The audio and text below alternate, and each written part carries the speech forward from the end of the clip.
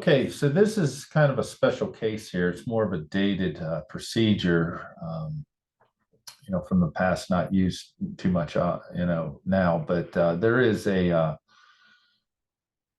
um, reason for doing so and or studying this, and that is some of the older research may have used these methods where we run a t-test for comparing two populations. So we're doing the same thing as far as setting up our hypotheses, only now we're going to assume that the variances are equal. And actually, what was done is you ran a separate test of significance for equal variances using an f-test, which isn't a topic it's going to be covered in this course. But they still want you to understand what a one of these tests is doing, and all it is just kind of tweaking our formulas a little bit. Okay, and the idea is, well, if the variances are the same, even though we're getting slightly different results here in our standard deviations in our samples, because we're going to do that, right? We're not sampling the whole population. We're just, comparing two different, populations here using, I guess, plants of, type of fuel. We're comparing electric versus gas in terms of cost efficiency.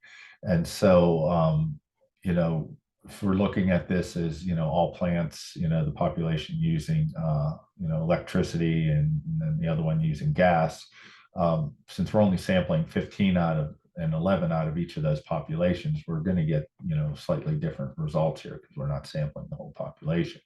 But if we assume them to be the same, then we would have run a test and verified that was the case, or we felt pretty comfortable that was the case. So that, again, is safe to assume based on that prior analysis.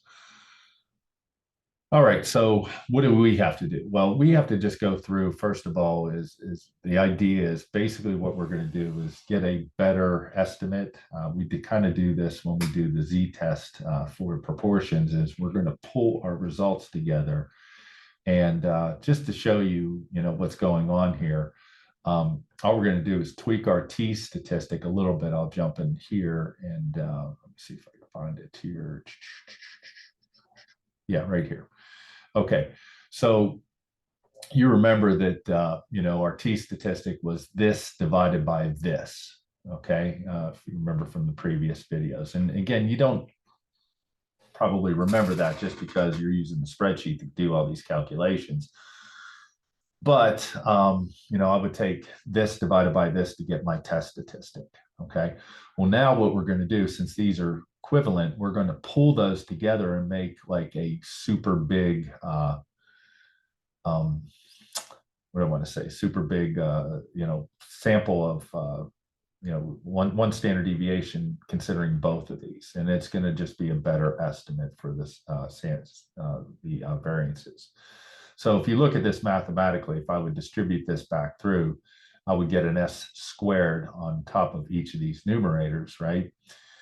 But now I'm just pulling all that data together. And this is, again, how we would do that mathematically. Okay, so that would be kind of combining it all into one sample and getting the variation that way.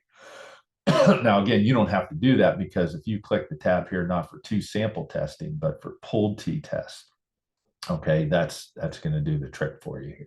Okay, so what I did, again, obviously just to save some time, I used the solve feature here to go ahead and put this stuff in, and this is actually using the critical value method, but we'll go through, again, the p-value method as well. So we come over here and we're comparing the cost, and obviously we want to see if this case there's a difference. We're not really sure which one would be, more or less than the other one. So this is a two-tailed test. So we would have the not equals. Therefore, again, as always, we can type in mu1 equals mu2, or what they have here, and the same thing down here. We can move the mu2 over there and have mu1 not equal mu2, and that would suffice. We are using the t-test for the statistic here. The degrees of freedom, basically what we do is we add up the sample sizes 15 and 11 and get 26, and then subtract 2 from that to get 24 degrees. The spreadsheet does that automatically for you here. So all you have to do is look over here, and there you would get it. That's how we get down through parts A and B. So pretty much still the same thing that we've been doing. We know we're doing a t-test. They're kind of telling us up here, we're using, when they say the variances are equal, we'll use the pulled tab down here. And all we need to do is go ahead and enter our information. So I put the sample sizes of 15 and 11, which I get from the scenario, and the sample standard deviations and sample means. Okay, so they're kind of in a different order here, but that's no big deal. Just make sure you carefully type them in. So, you know, anything with a subscript of 1, I believe is the electric, and anything with a 2 is going to be the gas. Okay, so there we have it. So to go through, you know, to finish up the rest of this, it's saying, okay, we'll find the value of the test statistic. All I need to do is come over here and just look for my test statistic, okay? And it's going to give me right here, this, the T statistic pulled is going to be 2.375, okay? So again, that's using that other, you know, thing that I got into here, using the, you know, dividing by the, this standard error as opposed to this one here, okay? So you just need to know the right place to look up. So your T statistics here where it says T pulled, and obviously the degrees of freedom, okay? Now I want to get into, well, okay, what is the, you know, the p-value, okay? Well, the p-value here would be for the two-tail test about 0.02. Obviously, that's less than that, so I would reject the null hypothesis, so I would say yes, okay? But of course here, you know, we're just using that as a check because they want us to use the critical value method. So we should still, you know, get that here, okay, the same results. And it's pretty simple here. Once I know these critical values of negative 1.711 and positive 1.711, and I'll show you how to get those here in a moment, notice this statistic is beyond that. So even, you know, if I do this, sometimes it's a little bit difficult to, you know, look at here. So if I go to my Staplet and I put in negative 1.711 and positive my critical values, notice their area added up is 0.1. Okay, so that must be 5% over here and 5 here. But if I go to my test statistic, which we said was 2.375, that's out here. So I know that the area to the right of this point, and obviously I double it in this direction to the left of negative 2.375, is going to be less than 0.10. And we know that's the case just by looking at our master sheet. Again, we got a p-value of, if I find it here, here's where my, yeah, our p-value for the two-tail was about 0.025 or about 3%, okay? So again, we can always look at the p-value to double check this, okay? But again, since we know this is beyond these either side, right? Because if we found the p-value, we would just double it or, you know, move out equidistance in the other direction. So area to the right of positive 2.375 and to the left of negative 2.375 is going to be 0.02. Okay, and we know that area is going to be smaller than 0.01 because this value is beyond this one right here. Okay, so we would conclude, yes, there is we found a difference. All right. As far as my confidence level now, what I can do here is just find this by simply, you know, since usually, you know, your confidence level, if we want 99% or 90% or whatever, let's say we did want 90 for whatever reason, because we got a 10% alpha, we're going to go here with the complement of that. And I get back into this. So, you know, I would say I'm 90% confident that the true difference in these means lies somewhere between 1.7 and 2.1.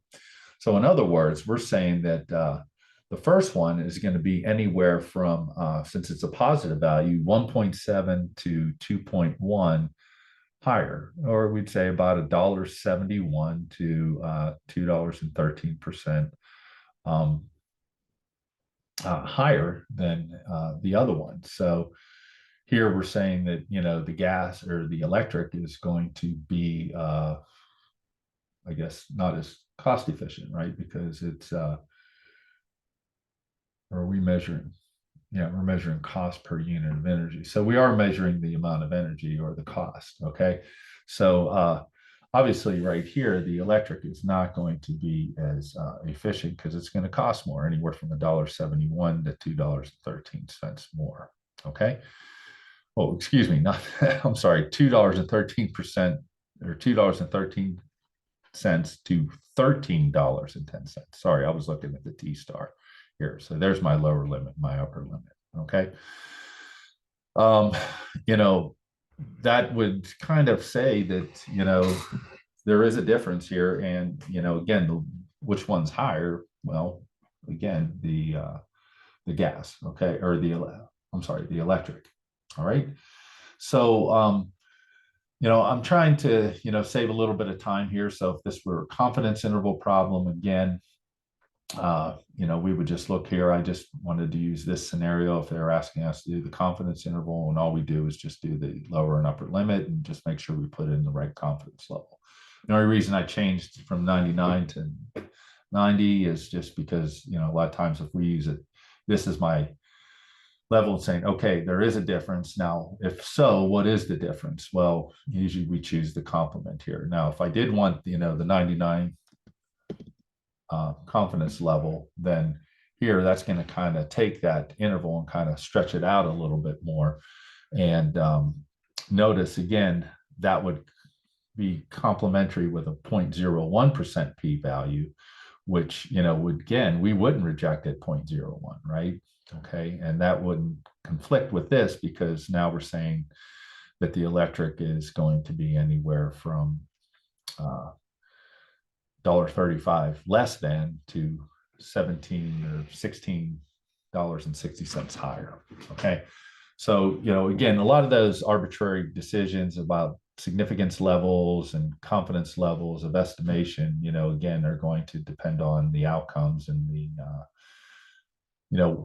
I guess the consequences of our decisions. Okay. But I know there's a lot going into this one in terms of, what I'm talking about, and hopefully that's helping you understand the big picture. As far as the mechanics of it, it's pretty simple by just entering in the given information here.